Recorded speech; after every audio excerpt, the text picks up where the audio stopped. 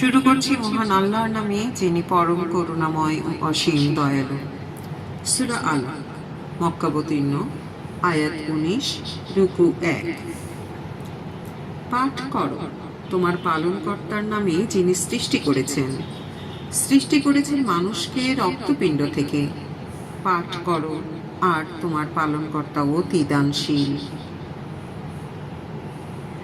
যিনি কলমের সাহায্যে শিক্ষা দিয়েছেন মানুষকে, যা সে জানত না।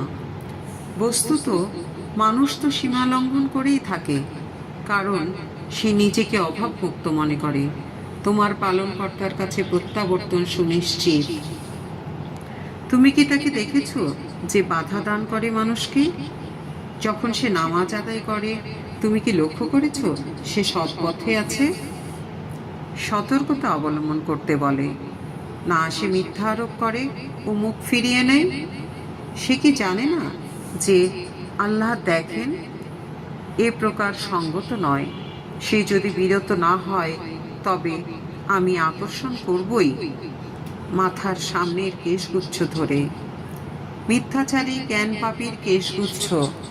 অতএব সে তবে পার্শ্বচরণের আহ্বান করুক। আমি আহ্বান করব দোজখের প্রহরীগণকে। তার আচরণ সঙ্গত নয়। তুমি তার অনুসরণ করো না। তুমি সিজদা করো ও আমার নিকটবর্তী হও।